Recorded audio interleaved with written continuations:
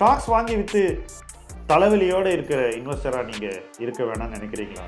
Mutual ஃபண்டில் தாராளமாக நீங்கள் இன்வெஸ்ட் பண்ணலாம். 1 கோடி என்ற இலக்கை அடையலாம். சில ஆயிரம் சம்பாதிக்கக்கூடிய ஒரு முதலீட்டாளராக நீங்கள் இப்போ இருந்தாக்கணும். லட்சங்களை கடந்து 1 கோடியை நீங்கள் எட்ட முடியும். மைல்ஸ்டோன்ஸ் 12 அதற்கான ஒரு இடம் தான்.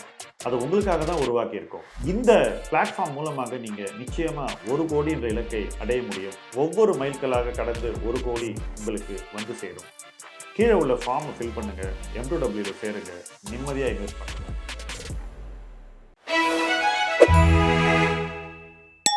Good afternoon sir. என்னோட நேம் கவிதா. நான் மதுரையிலேருந்து பேசுகிறேன். ஃபர்ஸ்ட் ஆஃப் ஆல் உங்களோட அந்த ப்ரோக்ராம் எல்லாம் பண்ணுறது பார்த்திங்கன்னா ரொம்ப இன்ஃபர்மேட்டிவாக இருக்குது. ஸோ எல்லா ஏஜ் குரூப்புக்கும் அது ரொம்ப யூஸ்ஃபுல்லாக இருக்குது. மெயினாக உங்கள் வீடியோ கேட்குறது என்னோட மதர்லாம் கேட்குறாங்க. அவங்க ஏஜ் பார்த்திங்கன்னா almost 58 close to senior citizen age. So மெயினாக நான் சொல்கிறேன் என்னென்னா, உங்களோட இன்ஃபர்மேஷன், உங்களோட வீடியோஸ் எல்லாருக்கும் புரிகிற மாதிரி ஒரு லாங்குவேஜில் இருக்குது.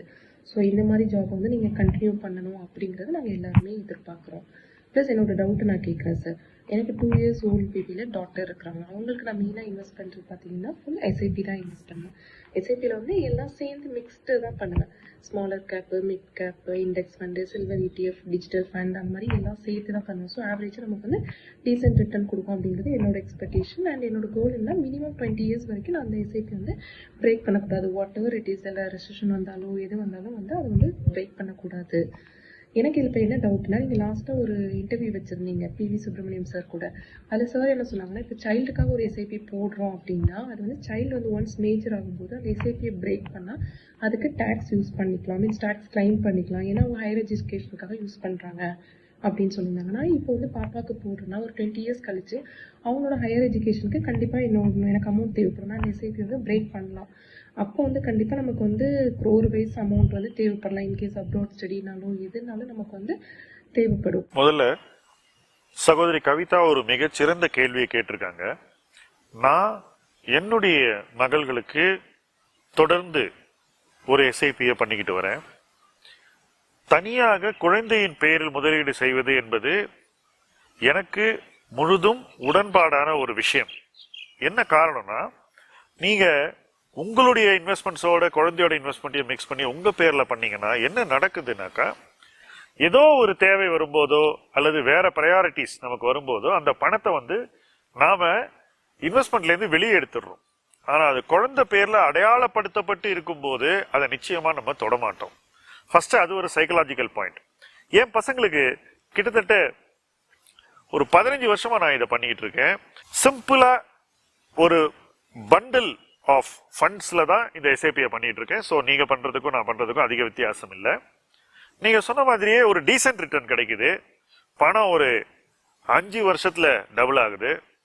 அது மட்டும் இல்ல, தொடர்ந்து அவங்க பேர்ல பணம் இருக்கும்போது அவங்களுக்கும் பணத்தை பத்தி நான் ஸ்லோவா சொல்லி கொடுத்துட்டு இருக்கேன். ஏன்னா இன்னைக்கு குழந்தைங்களுக்கு மேல் படிப்புக்கெல்லாம் எவ்வளவு ஆகும் அப்படிங்கறதெல்லாம் ஒரு 12 வயசுலயே தெரிய ஆரம்பிக்குது. தெரியணும் அப்படிங்கறதா என்னுடைய பேசிக் பாயிண்ட். தனியாக குழந்தை பேர்ல போடுற இன்வெஸ்ட்மெண்ட் எப்போ எடுக்கப்படணும்ன்ற முடிவு ஒரு இன்வெஸ்ட்மெண்ட் டிசிஷன் ஃபர்ஸ்ட். உதாரணத்துக்கு, பசங்க பேர்ல போட்ட ஒரு இன்வெஸ்ட்மெண்ட் ரொம்ப நல்லா வந்துருச்சுன்னு வச்சுப்போம். அந்த ஃபண்ட் 2 மடங்கோ 3 மடங்கோ ஆயிடுச்சு. அதனுடைய முழு பொட்டன்ஷியலை நம்ம ரீச் பண்ணிட்டோம் அப்படின்னு எனக்கு தோணும் போது அந்த பணத்தை வெளியே எடுத்துட்டு மறுபடியும் அவங்க பேர்லயே வேற ஒரு ப்ராடக்ட்ல நான் இன்வெஸ்ட் பண்ணி என்னுடைய முதலீட்டை தொடர்கிறேன். ஸோ பணத்தை எடுக்கவே கூடாது அப்படின்ற ஒரு பிலாசபி எனக்கு இல்லை. எப்போ உறுதியா அந்த பணத்தை வெளியே எடுக்கணுமோ அப்ப அதை எடுத்துட்டு அந்த நேரத்துல அவங்களுக்கு எந்த ப்ராடக்ட்ல போட்டாக்கா ஆதாயம் நல்லா இருக்குமோ அந்த ப்ராடக்ட்ல போட்டு என்னுடைய முதலீடை நான் தொடர்கிறேன். ஸோ அவங்களுடைய முதலீடு தொடர்ந்து எந்த சிதைவும் டிஸ்ட்ராக்ஷனும் இல்லாம வளர்ந்துகிட்டு இருக்கு. இதை நீங்களும் செய்யலாம். டாக்ஸ பத்தி நீங்க கேட்டீங்க. இப்போ ஒரு குழந்தை 18 வயசு ஆகிறதுக்கு முன்னாடி நம்ம புக் பண்ணக்கூடிய ப்ராஃபிட்ஸ்க்கான டாக்ஸ் பெற்றோர்கள்ல யாருக்கு அதிக வருமானம் இருக்கிறதோ அவங்களுடைய வருமானத்தோட சேர்த்து வரி கணக்கிற்கு அளவிடப்பட வேண்டும். ஸோ கிளப்பிங்னு சொல்லுவாங்க. அதை நீங்க ஹையர் இன்கம் உள்ள பேரண்டோட அதை சேர்த்துக்கணும். பட் அந்த டாக்ஸ் அந்த பேரண்ட் பே பண்ணிட்டு விட்டுடலாம். பெரிய டாக்ஸ்லாம் ஒன்றும் வரப்போறது இல்லை. அது மட்டும் இல்ல, 18 years முடிஞ்ச உடனே நீங்க என்ன பண்ணணும் அப்படிங்கறதை நீங்க புரிஞ்சுக்கணும். அந்த குழந்தை 18 வயதை அடைந்து விட்டதை நீங்க AMCக்கு தெரியப்படுத்தினாக்கா அவங்க ஸ்டேட்டஸ் சேஞ்ச் ஒன்று கொடுப்பாங்க அந்த குழந்தைக்கு. அதுக்கப்புறம் அந்த குழந்தையினுடைய கையெழுத்தை வாங்கிக் கொள்வார்கள். அந்த கையெழுத்தின் அடிப்படையில் தான் அதுக்கு மேல முதலீட்டு டிசிஷன்ஸ் எல்லாம் இம்ப்ளிமெண்ட் பண்ணப்படும். சோ உங்களால இனிமே அந்த அக்கௌண்ட்டை ஆப்ரேட் பண்ண முடியாது. 18 ஆனவுடனே அந்த குழந்தை தான் அதை ஆப்ரேட் பண்ணணும்.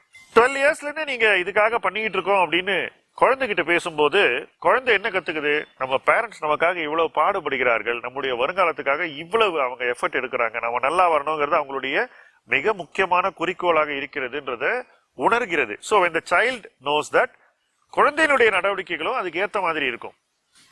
இது தெரியாமலே வளரக்கூடிய குழந்தைகள் தன்னுடைய பொறுப்பை உணராமல் எல்லா பொறுப்பும் பெற்றோருடையது அப்படின்னு ஈஸியா அதை ஒதுக்கிடுவாங்க.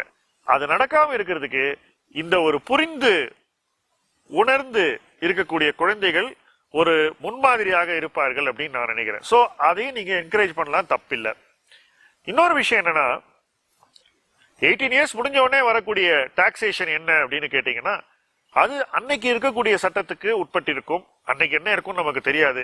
எது எப்படி இருந்தாலும் அந்த டாக்ஸை பே பண்ணா கூட நம்ம கிட்ட நிறைய பணம் இருக்கும் ஃபர்ஸ்ட். அடுத்த விஷயம் என்னன்னா, அந்த குழந்தைக்கே தெரியும் இதுக்கெல்லாம் என்னென்ன காஸ்ட் இருக்கு, எப்படி டாக்ஸேஷன் பே பண்றீங்க, எப்படி பணத்தை எடுக்கிறீங்க. சோ அதோடைய ஃபைனான்சியல் லிட்ரஸி ரொம்ப அதிகமா இருக்கும். சோ இந்த மாதிரி ப்ராசஸ்ல வளரக்கூடிய குழந்தைகளுடைய ஃபைனான்சியல் லிட்ரஸி வெகுவாக அதிகமா இருக்கும். வேடிக்கையான ஒரு அனுபவம் சொல்றேன். என்னுடைய மகள்கள் நேரடியாக எங்க நிறுவனத்தில் இருக்கக்கூடிய அவங்களுடைய ரிலேஷன்ஷிப் மேனேஜர்கிட்ட போய் அவங்க போர்ட்ஃபோலியோ பத்தி கேட்பாங்க. கேட்டுட்டு அந்த ப்ராடக்ட் என்ன, இது எவ்வளவு, இந்த இன்வெஸ்ட்மெண்ட்ல ஏன் ரிட்டர்ன் அதிகமா இருக்கு, கோல்ட்ல ஏன் ரிட்டர்ன் குறைவா இருக்கு, ஏன் இதுல அதிகமா இருக்கு, இப்படி பிரித்து பார்க்கக்கூடிய அந்த இன்வெஸ்ட்மெண்ட் நாலேஜை கூட அவங்க ஒரு கியூரியாசிட்டி மூலமாக வளர்த்துக் கொள்வார்கள். இதுவும் ஒரு ஆரோக்கியமானதுதான். இதெல்லாம் அவங்களுக்கு இப்பயே தெரியணும் அப்படின்னு குழந்தைங்களை வளர்க்க கூடாது. அதற்கான காலம் இப்ப இல்ல. இன்னைக்கு கவர்மெண்டே என்ன சொல்றாங்கன்னாக்கா, IEPF மூலமாக பணத்தை செலவு பண்ணி ஸ்கூல்ல பைனான்சியல் லிட்ரஸி கொண்டு வரணும்னு சொல்றாங்க. அதுதான் அரசினுடைய நோக்கமாகவே இருக்கிறது. அந்த நோக்கத்தை விட உங்களுடைய நோக்கம் ஒரு உயரிய நோக்கமாக இருக்க வேண்டும். அந்த நோக்கம் நிறைவேற நீங்க குழந்தைங்களை ரெடி பண்ணணும். டாக்ஸை பொறுத்த வரைக்கும் 18 வயசுக்கு அப்புறம் அது அந்த இண்டிவிஜுவலுடைய அக்கௌண்ட்ல வரும்போது பெரிய டாக்ஸ்ல இப்படி வராது அப்படிங்கிறது என்னுடைய ஓவரால் எஸ்டிமேட். சோ டாக்ஸுக்காக நீங்க குழந்தை பேர்ல போடல, போக்கஸுக்காகவும் குழந்தையை தயார்படுத்தவும், அந்த குழந்தையை ஒரு பைனான்சியலி லிட்ரேட் பர்சனாக உருவாக்கவும், அந்த குழந்தைக்கு நீங்கள் செய்யற எல்லா விஷயங்களும் அந்த குழந்தைக்கு ஒரு அப்ரிசியேஷனாக உணர்வதற்காகவும் தான் நீங்க இதை செய்யறீங்க. நிச்சயமா நீங்க இதை செய்யணும், தொடரணும்.